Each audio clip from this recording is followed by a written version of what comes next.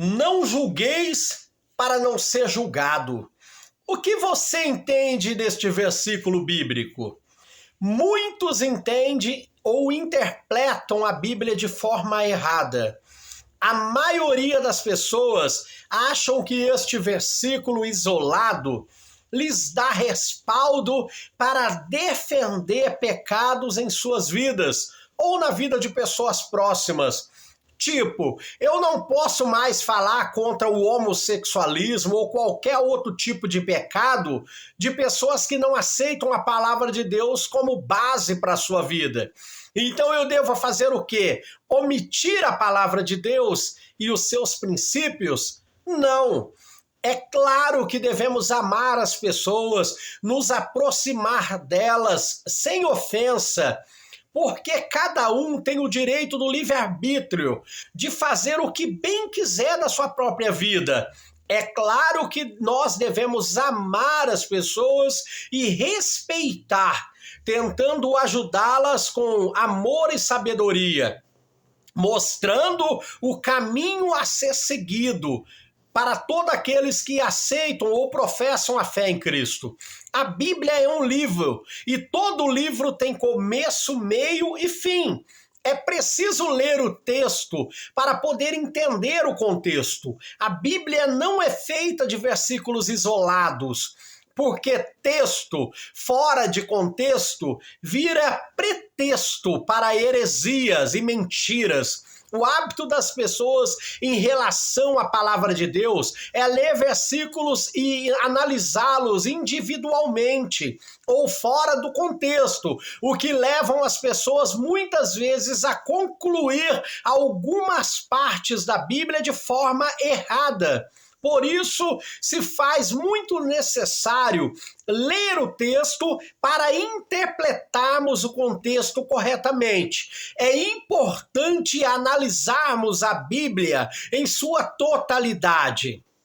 No contexto de Mateus 7, 1 e 2, se tornou comum ver as pessoas usando e repetindo religiosamente este versículo, tentando nos fazer calar a boca.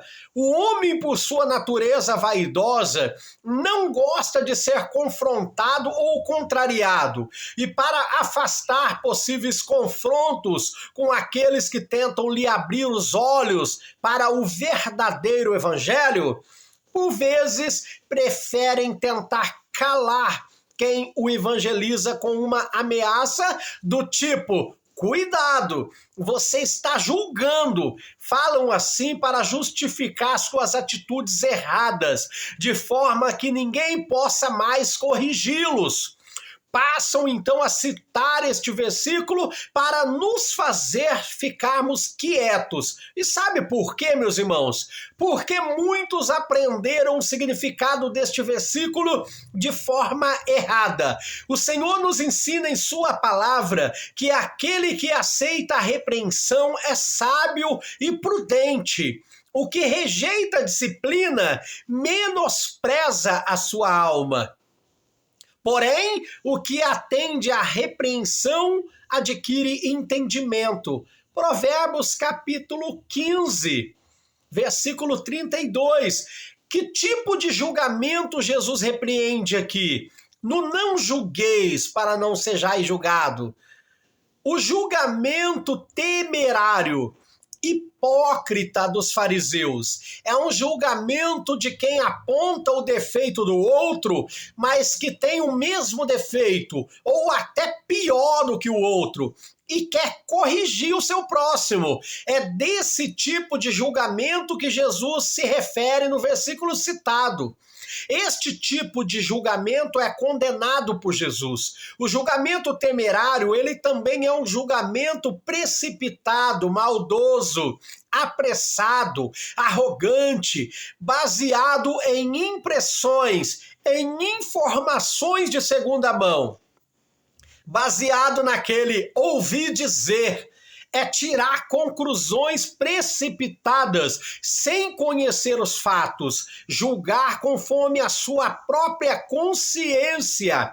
formando a sua própria opinião sobre a pessoa. Hipócrita ou hipocrisia significa ser falso, fingido, mentiroso ou enganador. Deus constituiu juízes para julgar o seu povo.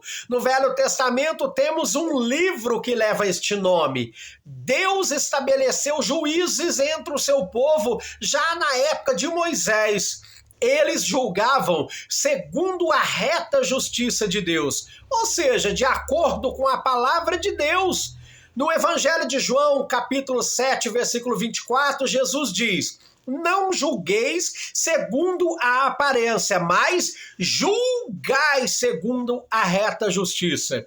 A única maneira de julgar segundo a reta justiça é julgar de acordo com a palavra de Deus. O Senhor Jesus não estava autorizando acusações pessoais, e sim nos orientando a analisar tudo de acordo com a sua palavra, julgar atitudes erradas e não julgar as pessoas. Pense nisso. Que Deus te abençoe em nome do Senhor Jesus. Amém.